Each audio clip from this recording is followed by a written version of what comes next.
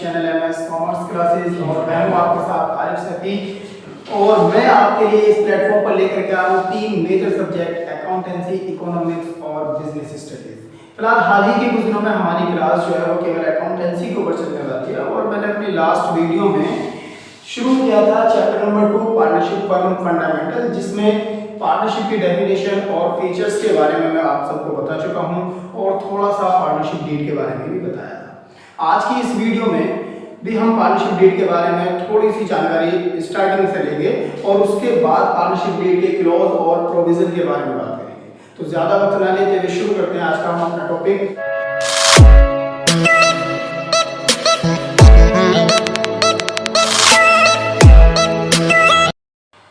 तो बच्चों शुरू करते हैं।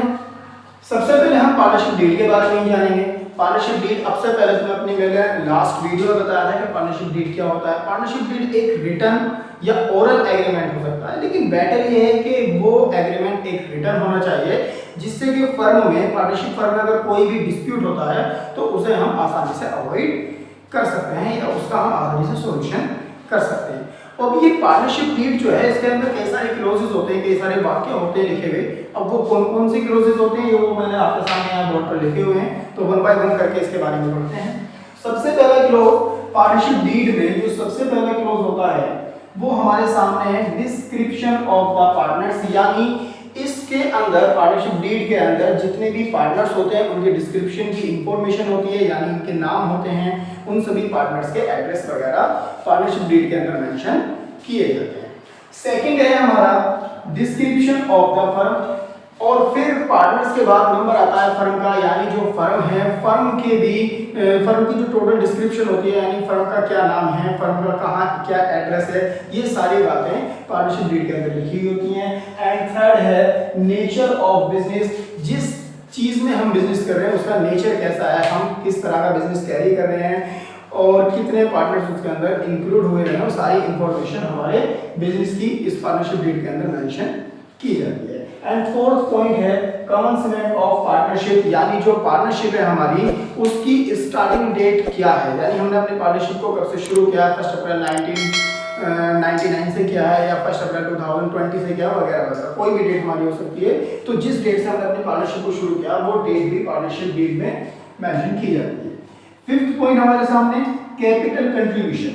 जब पार्टनरशिप की जाती है कोई भी बिजनेस किया जाता है तो आप सभी जानते हैं कि बिना कैश लगाए कोई भी बिजनेस स्टार्ट नहीं किया जाता। उसी तरह से पार्टनरशिप के अंदर भी जितने भी पार्टनर्स एडमिट होते हैं वो थोड़ी अमाउंट या ज़्यादा अमाउंट जो भी वो लाने वाले होते हैं कुछ अमाउंट कंट्रीब्यूट करते हैं और उसी अमाउंट को हम कैपिटल कहते हैं। तो जितनी भी कैपिटल पार्टनरशिप के अंदर लगाई जाती है वो कैपिटल पार्टनरशिप डीड में मेंशन की जाती है।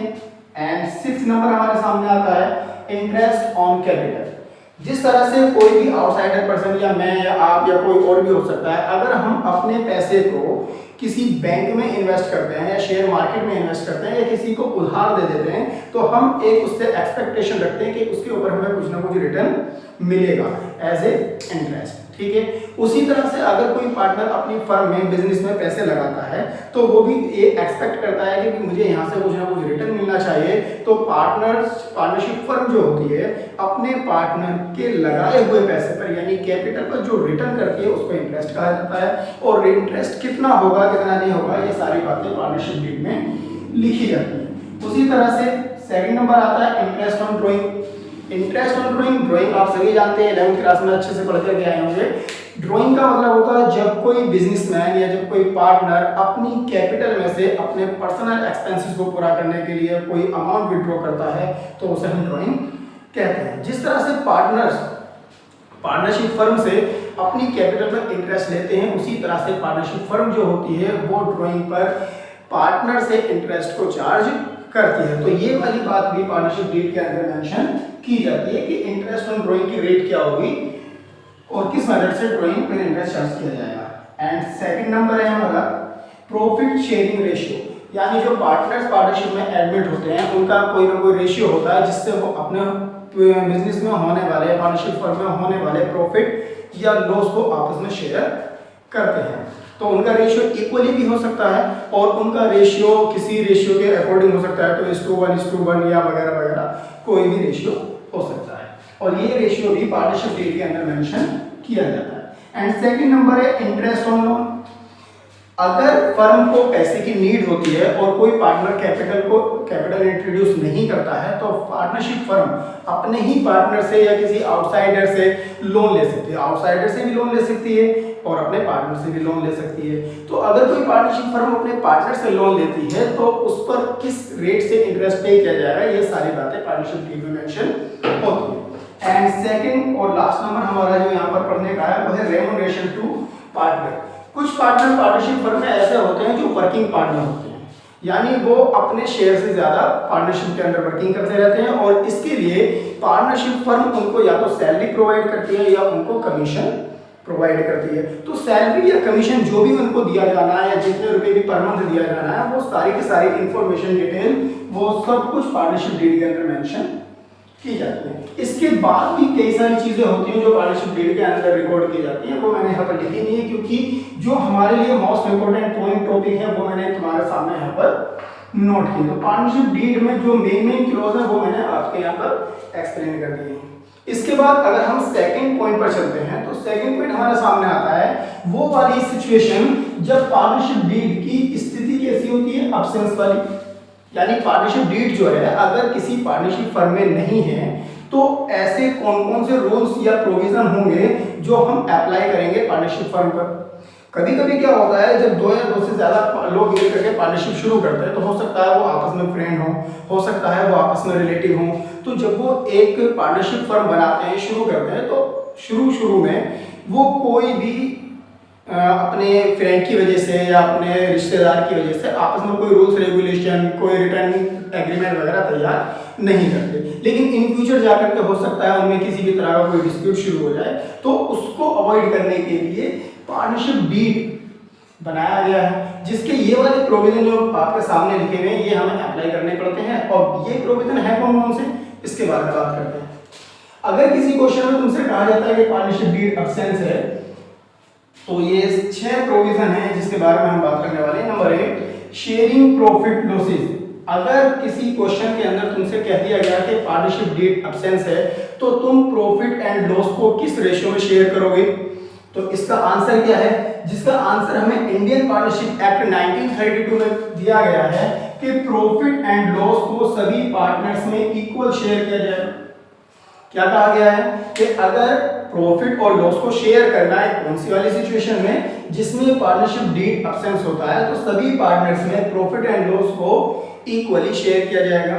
एंड सेकंड नंबर है interest on capital. Interest on capital, अगर पार्टनरशिप डीड नहीं है किसी क्वेश्चन के अंदर तो ऐसी सिचुएशन में interest on capital is not paid. किसी भी पार्टनर को कैपिटल पर इंटरेस्ट का पेमेंट नहीं किया जाएगा। थर्ड नंबर है हमारे सामने इंटरेस्ट ऑन ड्राइंग। उसी तरह से जैसे कैपिटल पर इंटरेस्ट का पेमेंट नहीं होने वाला तो उसी तरह से ड्राइंग पर भी फर्म जो है कोई इंटरेस्ट चार्ज नहीं करने वाली है, यानी interest on drawing is not charge by the firm. Partner अगर कोई ड्राइंग करता है तो उसकी ड्राइंग पर इंटरेस्ट चार्ज नहीं किया जाएगा। फोर्थ नंबर हमारे सामने है इंटरेस्ट ऑन लोन। अब इंटरेस्ट ऑन लोन, अगर किसी पार्टनर ने फर्म को लोन दे रखा है, जैसे कि मैंने अभी यहाँ पर भी बताया कि अगर किसी पार्टनर ने फर्म को लोन दे रखा है तो ऐसे लोन पर पार्टनर्स को इंटरेस्ट का पेमेंट किया जाएगा। Interest on loan is paid at the rate 6% per annum, यानी 6% की रेट से। और ये 6% की रेट क्वेश्चन में लिखी हो या ना लिखी हो, हमें हमेशा 6% लेनी है। और अगर क्वेश्चन में कोई अलग रेट दे रखी तो फिर उसी के हिसाब से हमें इंटरेस्ट का पेमेंट करना पड़ता है। लेकिन इंडियन पार्टनरशिप एक्ट 1932 में जो लोन पर इंटरेस्ट की रेट है, अगर किसी पार्टनर ने फर्म को लोन दे रखा है तो वो हमें 6% की रेट से देना पड़ता है। नेक्स्ट नंबर है रेम्यूनरेशन। अगर कोई पार्टनर वर्किंग पार्टनर है, वो वर्किंग ज्यादा करता है पार्टनरशिप फर्म में, तो उसको सैलरी या कमीशन किसी का भी पेमेंट नहीं किया जाएगा, ना तो उसको सैलरी दी जाएगी और ना उसको कमीशन दिया जाएगा। एंड लास्ट पॉइंट है हमारे सामने एडमिशन ऑफ पार्टनर।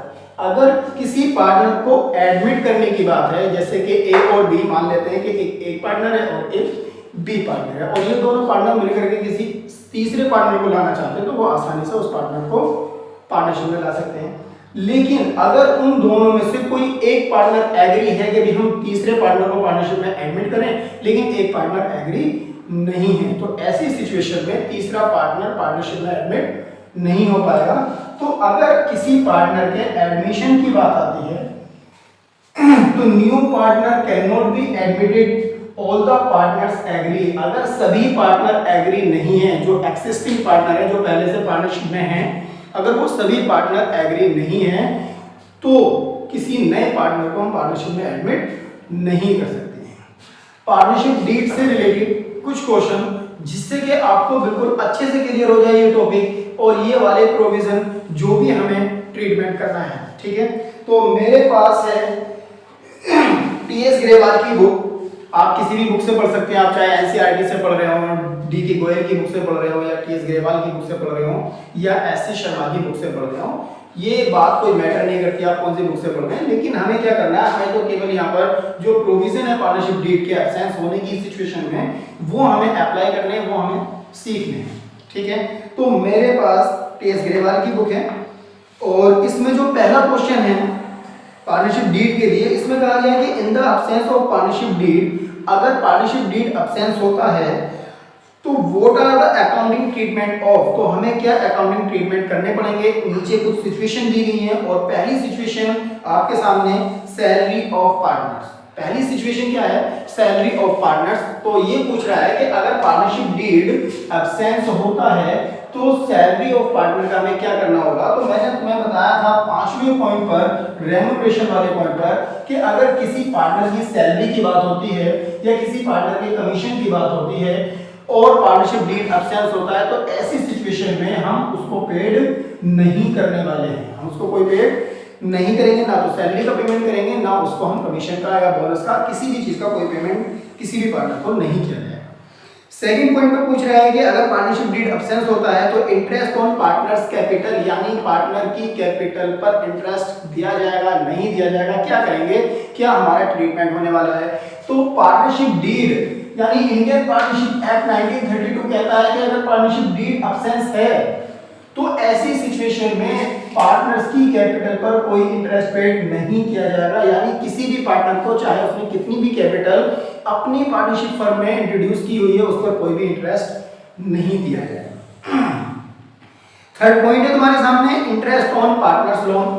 तीसरा पॉइंट आ जाता है इंटरेस्ट ऑन पार्टनर्स लोन, यानी पार्टनर ने अगर फर्म को लोन दे रखा है तो ऐसे लोन पर इंटरेस्ट का पेमेंट किया जाएगा और 6% पर एनम की रेट से इंटरेस्ट का पेमेंट किया जाएगा, चाहे पार्टनरशिप डीड एब्सेंस है या नहीं है। और अगर पार्टनरशिप डीड एब्सेंस नहीं होता है और उसमें इंटरेस्ट की रेट चेंज है या कुछ भी दे रखी है 7%, 8%, 10%, तो फिर हम उसी रेट से इंटरेस्ट का पेमेंट करेंगे। लेकिन अगर पार्टनरशिप डीड एब्सेंस होता है तो interest on loan 6% per annum की रेट से प्रोवाइड किया जाएगा।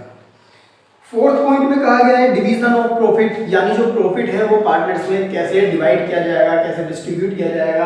तो 1932 एक्ट में जब पार्टनरशिप डीड एब्सेंस होता है तो इसमें अगर प्रॉफिट होता है या लॉस होता है तो सभी पार्टनर्स ने इक्वली शेयर किया जाता है, सभी पार्टनर्स में इक्वली शेयर करेंगे। एंड फिफ्थ नंबर है interest on partners drawing, interest on partners drawing. अगर किसी पार्टनर ने ड्राइंग की हुई है और उस पर इंटरेस्ट की बात होती है तो पार्टनरशिप डीड अगर एब्सेंस होता है तो ऐसी सिचुएशन में ड्राइंग पर कोई इंटरेस्ट चार्ज नहीं किया जाने वाला।